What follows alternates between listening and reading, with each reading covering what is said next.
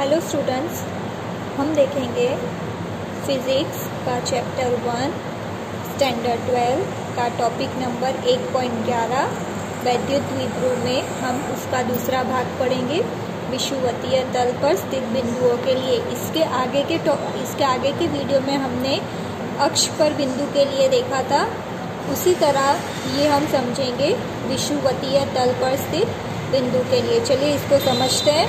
इसमें थोड़ा सा ध्यान रखना पड़ेगा, फिगर समझ में आएगी तो आपको पूरा डेरिवेशन समझ में आ जाएगा। चलिए शुरू करते हैं।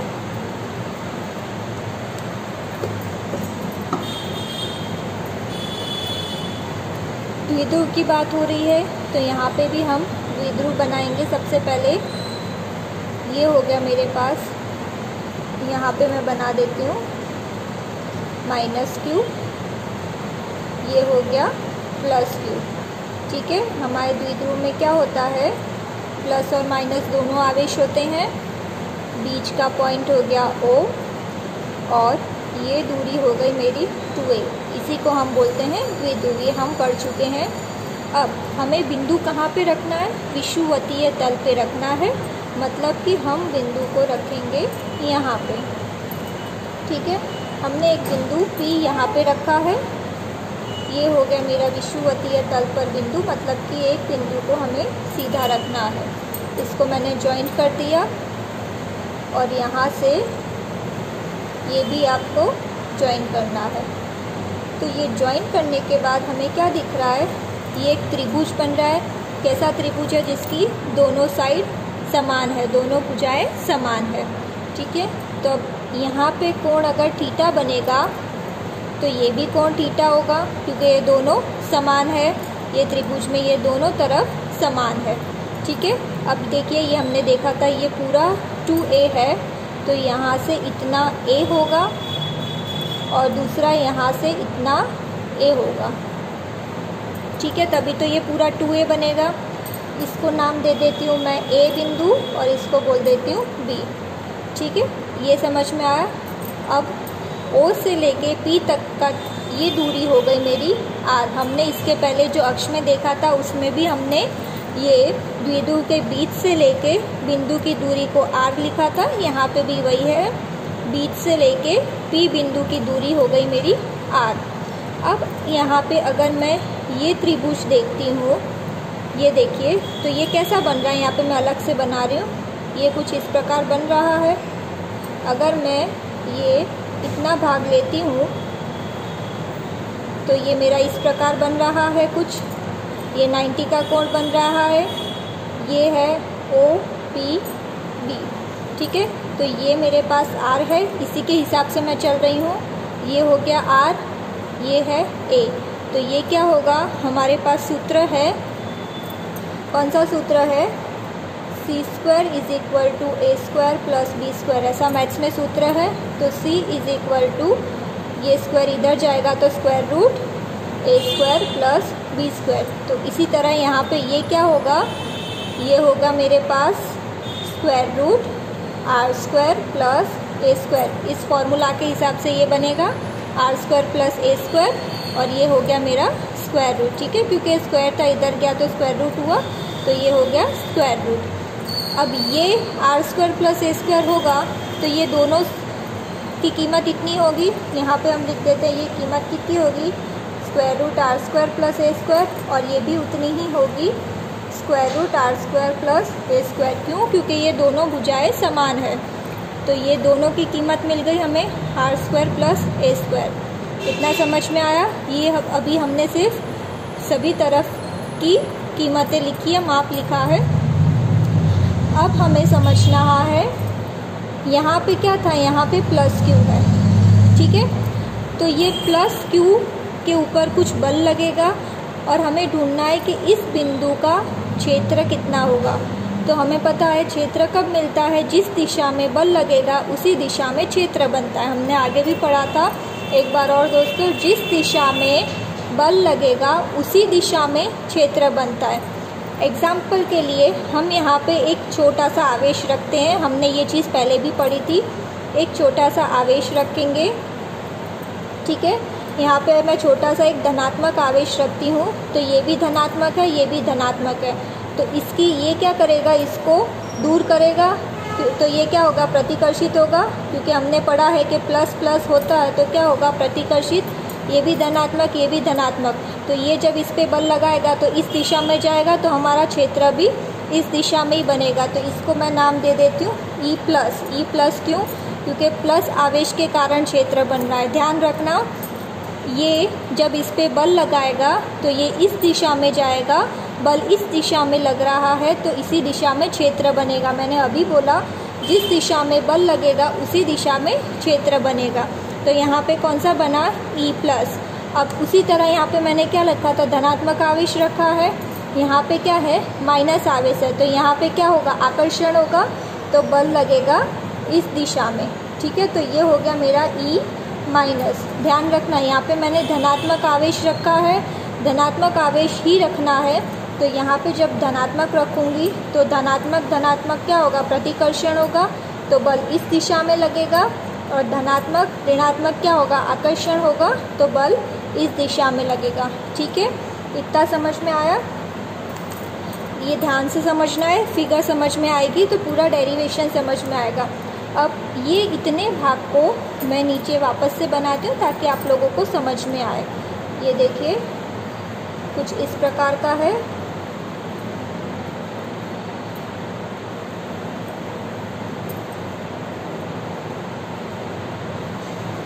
ठीक है, ये हो गया मेरा ई प्लस, ये है मेरे पास ई माइनस।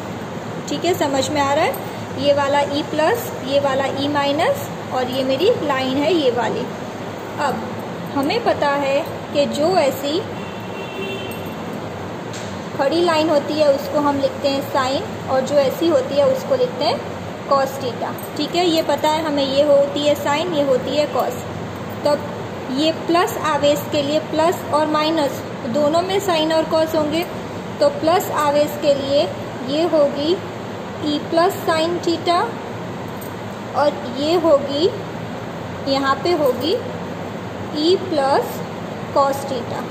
ठीक है, ध्यान देना, माइनस आवेश के लिए यहाँ पे होगा ई माइनस साइन थीटा, और यहाँ पे देखिए एक ही लाइन बन रही है तो यहीं पे ही होगा ई माइनस कॉस थीटा।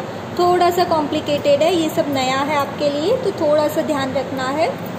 ये हो गई ई प्लस साइन थीटा, ई प्लस कॉस थीटा, प्लस के लिए, माइनस के लिए ई माइनस साइन थीटा, ई माइनस कॉस थीटा। ठीक है, ये थोड़ा सा ध्यान रखना है। अब ये दोनों विपरीत दिशा में है तो ये दोनों क्या हो जाएंगे, कैंसल हो जाएंगे, तो हमें जो कुल क्षेत्र मिलेगा बिंदु P पे वो सिर्फ इसकी वजह से मिलेगा।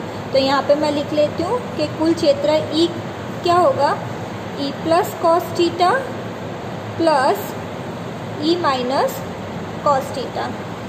ठीक है, इसके ऊपर से हमें समझ में आया, E plus cos theta plus E minus cos theta, इनका जब हम योग करेंगे तब हमें कुल क्षेत्र मिलेगा बिंदु P पे। चलो, अब सबसे पहले हमें क्या चाहिए, हमें चाहिए ई प्लस और ई माइनस की कीमत चाहिए, इसको नंबर 1 बोल देते हैं। अब ई प्लस क्या होगा, हमारे पास सूत्र है के क्यू अपॉन आर स्क्वायर। ई का सूत्र क्या है, ई इज इक्वल टू के क्यू अपॉन आर स्क्वायर, हम देख चुके हैं। तो के कितना होगा, 1 अपॉन 4 पाई एप्सिलॉन 0। क्यू कितना होगा, प्लस क्यू की वजह से है तो प्लस क्यू अपॉन, अब आर स्क्वायर, तो ये दूरी होगी मेरी क्यू से लेके पी तक की, यही दूरी हम गिनेंगे तो वो कितनी है, इतनी, square root R square plus A square का स्क्वायर। ये स्क्वायर करना मत भूलना, हमारे सूत्र में स्क्वायर है इसलिए। ठीक है, अब यहाँ देखो स्क्वायर रूट और स्क्वायर कैंसिल हो जाएगा, तो क्या बचा, 1 upon 4 pi epsilon 0 Q upon R square plus A square. ये क्या मिला मुझे, ई प्लस, इसको बोल दो नंबर 2, समीकरण नंबर 2।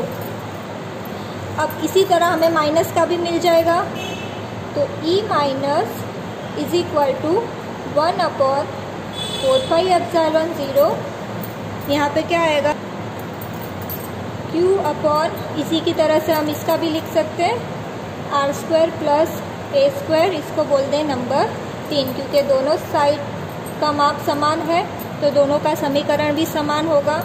अब इन दोनों समीकरण को एक में रखेंगे तो हमें क्या मिलेगा, एक में रखने पे हमें मिलेगा E इज इक्वल टू, अब ये होगा 1/4πε0 Q upon R square plus A square plus 1/4πε0 Q upon R square plus A square. और यहाँ पे क्या बचा, इसमें जब रखा तो कॉस थीटा है, तो कॉस थीटा को हम कॉमन निकाल लेते हैं, कॉस थीटा, ठीक है। और यहाँ पे एकांक सदिश लिख देते हैं P। ये याद रखना, हमारे इस समीकरण में कॉस थीटा भी है तो E प्लस की कीमत रखी, E माइनस की कीमत रखी और कॉस थीटा और एकांक सदिश ये हम लिखेंगे। अब देखिए ये दोनों समान है तो दोनों को जोड़ेंगे तो क्या होगा, 2 हो जाएगा। तो यहाँ क्या आ जाएगा, E इज इक्वल टू 2 1/4πε0 और क्या आएगा Q upon R square plus A square cos theta और यहाँ पे एकांक सदिश P, ठीक है। ये हो गया। अब हमें सबसे पहले कॉस थीटा की कीमत ढूंढनी पड़ेगी, तो कॉस थीटा की कीमत हम कैसे ढूंढेंगे, हमारे फिगर पर से।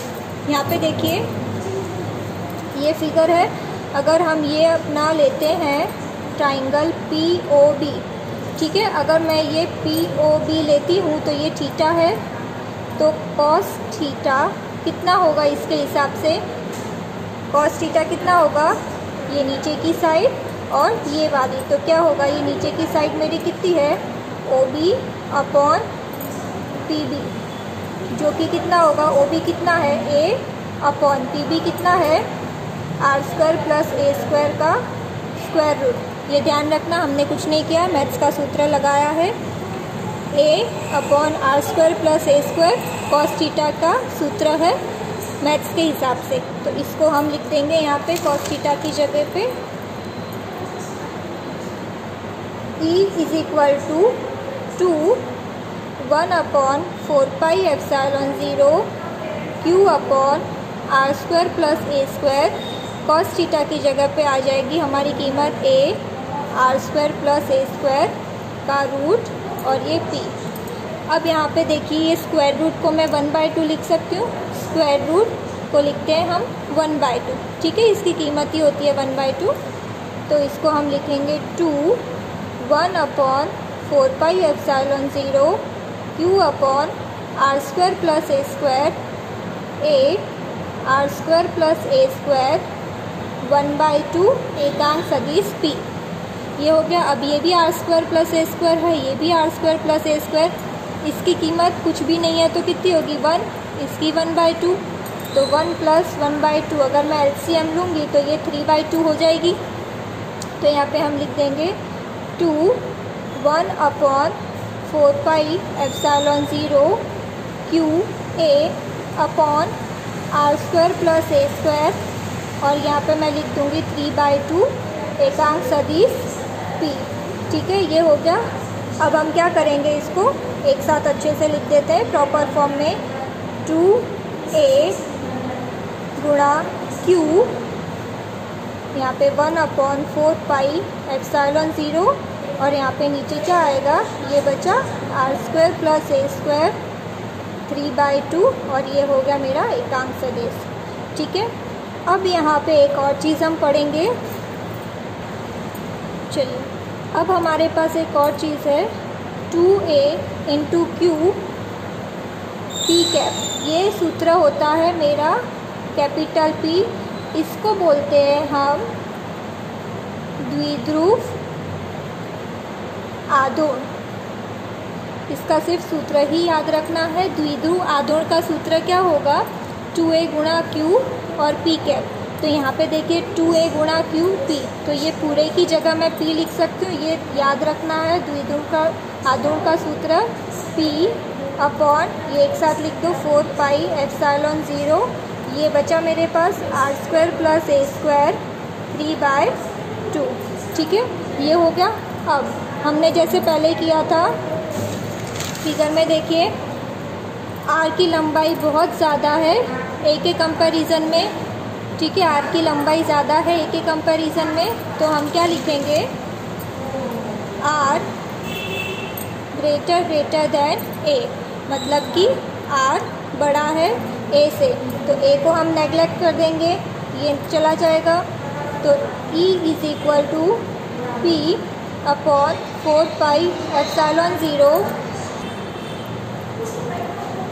एप्सिलॉन ज़ीरो, ये तो निकल जाएगा, तो यहाँ पे क्या बचेगा, आर स्क्वायर, और यहाँ पे है 3/2, ये तो दोनों के लिए है, तो ये भले निकल गया, 3/2 इसको लगेगा, ठीक है, तो ये स्क्वायर स्क्वायर कैंसिल, तो क्या बचा यहाँ पे, P upon 4 pi epsilon zero R का क्यूब, ये मिल गया मुझे विद्युत क्षेत्र विषुवतीय तल पर स्थित बिंदु के लिए।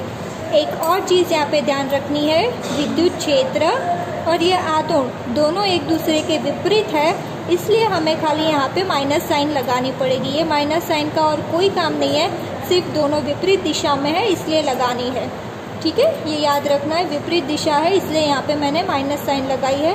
आपको एकदम ईजी है, सिर्फ डायग्राम अच्छे से समझना है। डायग्राम को मैं एक और बार समझा देती हूँ ताकि आपको पूरा आसानी से समझ में आए। ये मेरे पास एक क्या है, द्विध्रुव है, द्विध्रुव की दूरी होती है 2a, तो ये बिंदु से यहाँ तक की दूरी a और यहाँ से यहाँ तक की दूरी a, ठीक है। अब विषुवतीय तल पर बिंदु चाहिए, तो मेरा बिंदु है यहाँ पे, तो इसको मैं ज्वाइन करूँगी, यहाँ से यहाँ तक की दूरी हो गई r। अब मेरे पास अगर मैं एक ये त्रिभुज लेती हूँ तो 90 का कोण बन रहा है, तो मेरे पास सूत्र है a² + b² is equal to c² का, मैथ्स में आता है ये सूत्र, स्क्वायर इधर जाएगा तो स्क्वायर रूट हो गया, तो इस सूत्र के हिसाब से ये बनेगा √r² + a², तो इन दोनों की कीमत इतनी होगी। अब सिर्फ इतने भाग को मैंने यहाँ पे बनाया है, हमें पता है जो ये लाइन होती है वो साइन होती है और ऐसे होती है कॉस, तो ये प्लस और माइनस दोनों आवेशों में साइन और कॉस होंगे, तो ये E+ के लिए ये वाली हुई E+ साइन थीटा और ये वाली हुई E+ कॉस थीटा। E- के लिए ये वाली होगी E- साइन थीटा और ये वाली E- कॉस थीटा। अब ये दोनों विपरीत दिशा में है तो ये कैंसिल हो जाएगी, हमारे पास जो कुल क्षेत्र मिलेगा वो इन दोनों के योग से मिलेगा, ठीक है। तो हम क्या करेंगे, E is equal to E+ cos theta, E- cos theta, दोनों का योग करेंगे तो हमें कुल क्षेत्र मिलेगा।